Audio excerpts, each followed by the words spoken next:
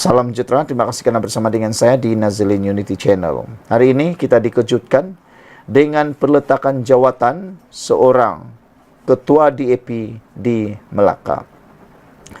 Tay Kok Kiew melepaskan jawatan sebagai pengerusi DAP Melaka pada 6 Jun lalu dan tempatnya digantikan oleh naib pengerusi Ko Pai Tiong sehingga pemilihan parti peringkat negeri November ini.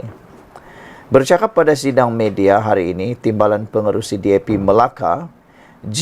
Saminantan berkata, satu mesyuarat telah diadakan malam tadi untuk memilih pengganti T. Dalam mesyuarat itu, 15 daripada 20 anggota jawatan kuasa negeri sebulat suara menyokong Ko yang juga ahli parlimen Kota Melaka untuk menyandang jawatan itu. Sami Nathan berkata, 5 lagi ahli jawatan kuasa termasuk T tidak hadir dalam mesyuarat itu. Menurutnya, T sudah berkira-kira untuk melepaskan jawatan yang sudah disandangnya sejak 2015. Selain itu, T juga turut meletak jawatan daripada jawatan kuasa DAP negeri. T pernah meletak jawatan pada tahun 2021 selepas DAP mencatat prestasi buruk dalam pilihan raya negeri. Dia kemudiannya dipilih semula sebagai pengerusi DAP negeri pada Januari tahun lalu. Sementara itu, Ku yang turut hadir pada sidang media itu mengucapkan penghargaan atas sumbangan T. Saya ingin mengucapkan terima kasih kepada seluruh jawatan kuasa negeri kerana sebulat suara memilih saya sebagai ketua negeri.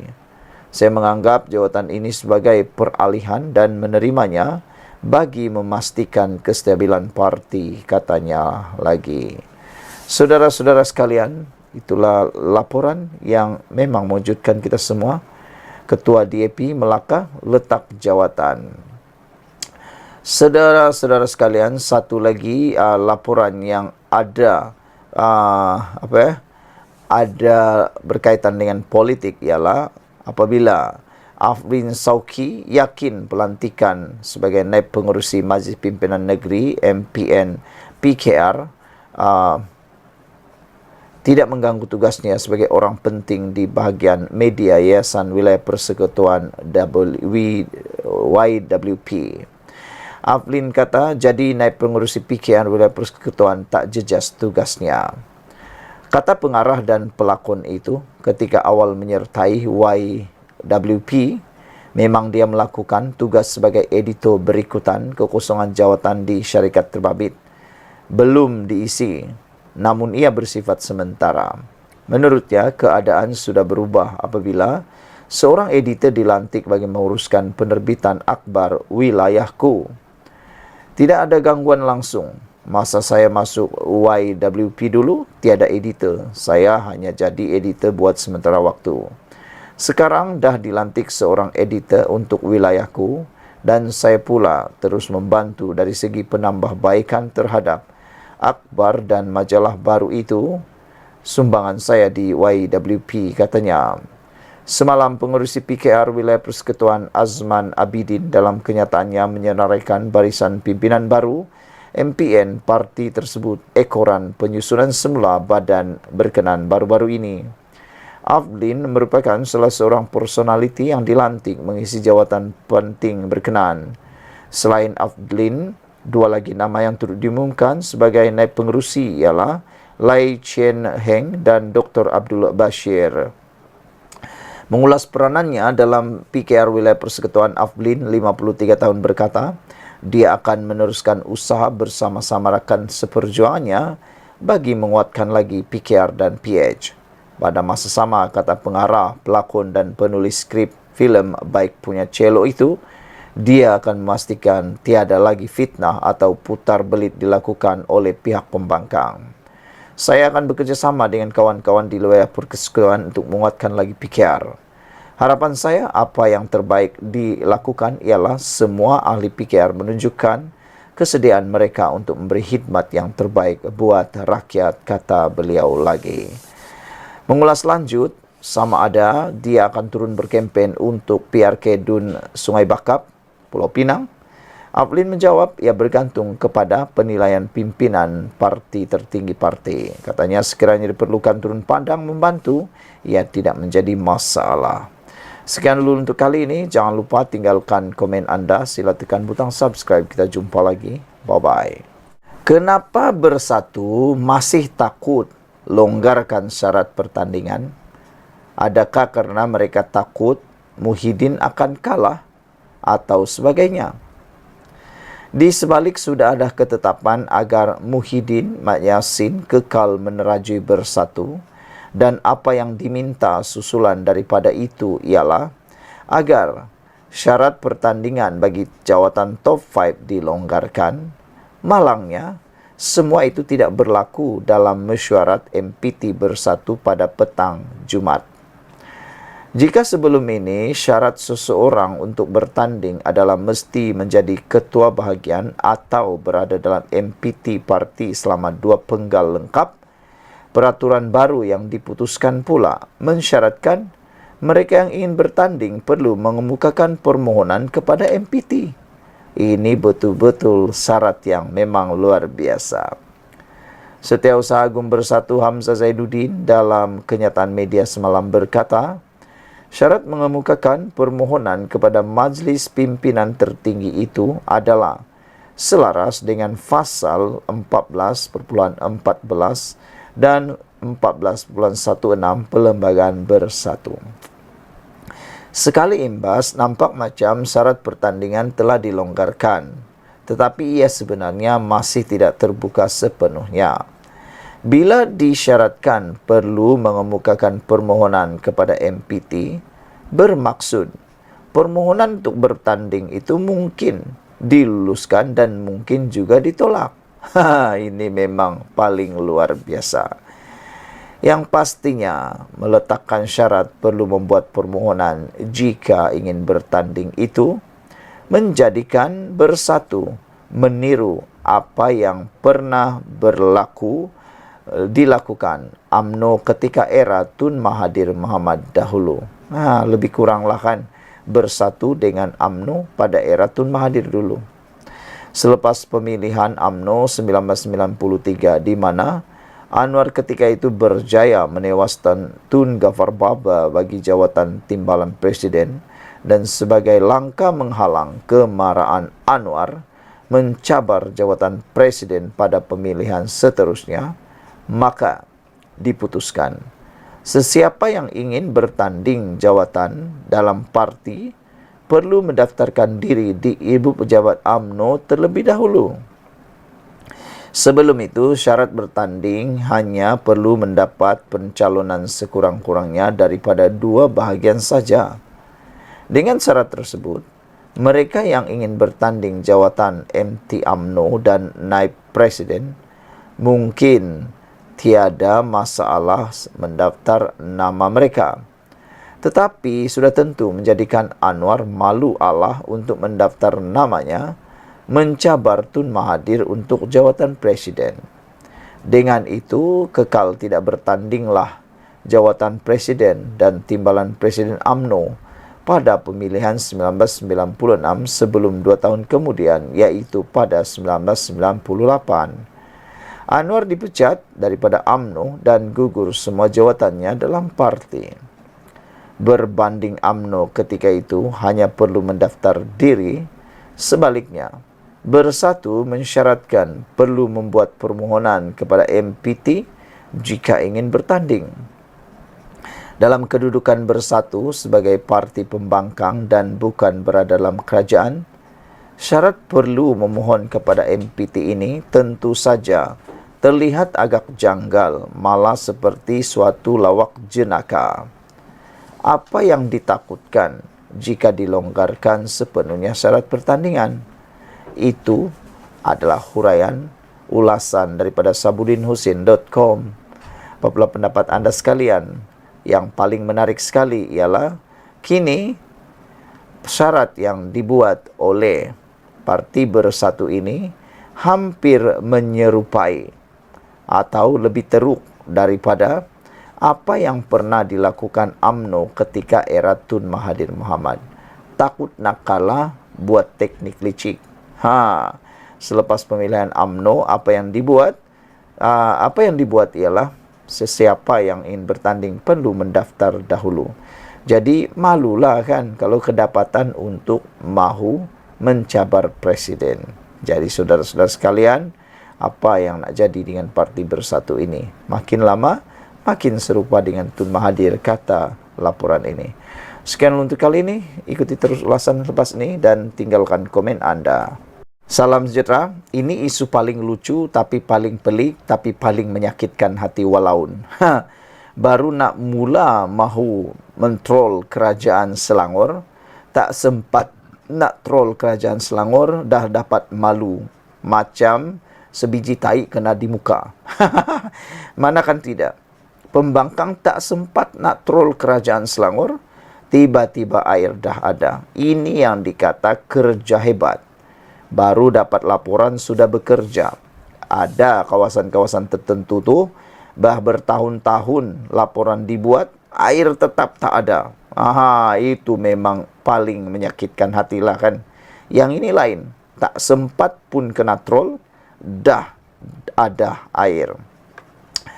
Air Selangor pada awal Jun lalu mengeluarkan notis gangguan bekalan air selama 3 hari, membabitkan sebahagian besar kawasan di Selangor dan Lembah Kelang. Isu gangguan air ini nampaknya dinanti-nantikan tentera cyber untuk menyerang kerajaan. Beberapa akaun media sosial pro Perikatan Nasional menyindir pentadbiran Selangor ketika hari pertama gangguan air berlaku, iaitu 5 Jun yang lepas. Namun begitu, sebahagian besar penduduk sudah pun mendapat bekalan air selepas 24 jam bekalan air itu terputus. Keadaan itu menyebabkan pengguna media sosial yang pro kerajaan menyindir kembali penyokong pembangkang. Mereka secara sinis menyatakan rasa kasihan kerana penyokong pembangkang atau geng walaun tidak sempat nak membahan kerajaan. Kata mereka, apa benda tiba-tiba dah ada air balik ni? Takkan sehari je geng pembangkang nak boleh membahan. Patutnya sampai esok, siap pengguna X menggunakan akaun @bumilangit. Hantaran itu mengundang banyak komen sarkastik dari orang ramai yang menyatakan mereka juga marah kepada kerajaan Selangor kerana tiba-tiba sahaja bekalan air sudah dipulihkan. Ingat tak nak pergi pejabat sebab tak ada air. Tiba-tiba ada air. Kerajaan Selangor ni scam orang, katanya. Jadilah macam negeri-negeri tak ada air atau air karat selalu, komen netizen lagi. Saudara-saudara sekalian, ini memang paling luar biasa. Saudara-saudara, ini memang luar biasa. Ada netizen kata, airnya dah tak ada sehari itu pun lebih awal jangkaan. Bantainya sebulan. Katanya. Itulah, macam mana walau nak hentap DAP ni, kata seorang lagi netizen menyindir walaun. Ada seorang lagi netizen menyindir juga walaun, katanya, cepatnya air dah balik. Hampir betul lah. Tak ada modal nak kutuk lah kalau macam ni, katanya. Sakit hati walaun, tak sempat nak membahan, kata seorang lagi netizen dalam ruangan ciapan X. Saudara-saudara sekalian, inilah kecekapan kerajaan yang ada di Selangor. Memang perlu dipuji. Yang baik perlu dipuji. Yang tak baik memang patut dikecam. Kritik dan hina itu tak sama. Saudara-saudara sekalian, dengan ini kita ingin ucapkan tahniah syabas kepada kerajaan yang ada di Selangor. Rupa-rupanya itu sebabnya Selangor cuba nak dirampas oleh pembangkang kerana kecekapan pentadbiran di Selangor. Bayangkan, dijanji 3 hari gangguan air, tapi hanya 24 jam air dah tiba semula. Sekian dulu untuk kali ini. Jangan lupa tinggalkan komen Anda. Bye. Salam sejahtera, terima kasih kerana bersama dengan saya di Nazilin Unity Channel, dipetik daripada Harapan Daily oleh Siti Nurzawani. Laporan daripada Siti Nurzawani. Wahai walaun, bukan semua permohonan ini adalah Cina. Otak resis, kata beliau. Ahli Parlimen Bangi, Sar Rezan Johan, menemplak kumpulan walaun yang mengaitkan program permohonan kewarganegaraan yang diadakan oleh DAP Johor dengan usaha menjadikan warga China sebagai rakyat Malaysia.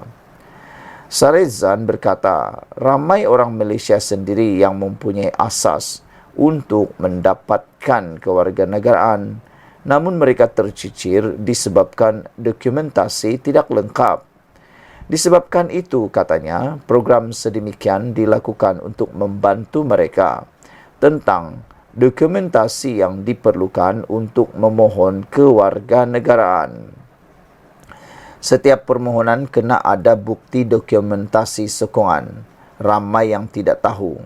Jadi, program macam ini bagi tahu apa yang diperlukan. Ada yang anak angkat, mak bapa rakyat Malaysia dan mahu jadikan anak Malaysia. Ada anak lahir kepada ibu Malaysia, tapi sebab tak daftar perkahwinan, maka anak tak boleh dapat warganegara melalui kuat kuasa undang-undang. Saya cabar awak datang ke pusat khidmat rakyat saya. Saya tunjuk berapa banyak permohonan kewarganegaraan yang ada yang kami dah nasihati.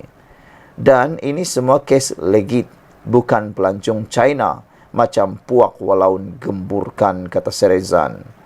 Beliau membidas ucapan seorang pengguna X yang mempersoal bagaimana DAP boleh mendapat kuasa untuk meluluskan kewarganegaraan seseorang. Individu itu mendakwa program tersebut telah dibuat di seluruh Pulau Pinang dan sekarang dipanjangkan ke seluruh Malaysia. Selain mendakwa, kawasan Lim Guan Eng ramai dah peroleh kewarganegaraan. Macam mana pengarah kewarganegaraan DAP Pulau Pinang ini boleh buat dengan cepat dan tangkas, kata mereka. Ada jual kilo kewarganegaraan Malaysia, tapi yang pelik, dia tolong tu semua orang Cina. Sangka baik, mungkin yang tak ada warga negara, semuanya orang Cina. Siap pengguna menggunakan akaun @rmalanjum. Perkara ini mengundang rasa tidak senang Sarezan yang kemudian menegaskan bahawa bukan semua permohonan itu membabitkan bangsa Cina sahaja. Katanya juga, permohonan yang dihantar ke Jabatan Pendaftaran Negara JPN itu akan disemak dengan teliti oleh pegawai di sana dan bukan ditentukan oleh DAP. Sekali lagi saya cakap, jangan hina penjawat awam di JPN. Mereka teliti setiap permohonan untuk pastikan semua teratur. Baru hantar ke menteri. Datang orang macam Molaun ni dok hina mereka, katanya. Lagipun, wahai si resis, Melayu bumi dah 70% di Malaysia ni. Permohonan ini semua takkan tukar status demografi Malaysia. Oh, dan lagi satu, kata Rarizan. Wahai walaun, bukan semua permohonan ini adalah Cina. Otak resis, katanya. Sekian untuk kali ini. Jangan lupa tinggalkan komen anda untuk isu kali ini. Sarezan kata, wahai walaun, bukan semua permohonan ini adalah Cina. Otak resis, kata Sarezan. Sekian dulu untuk kali ini. Jangan lupa tinggalkan komen anda, tekan butang subscribe. Bye-bye.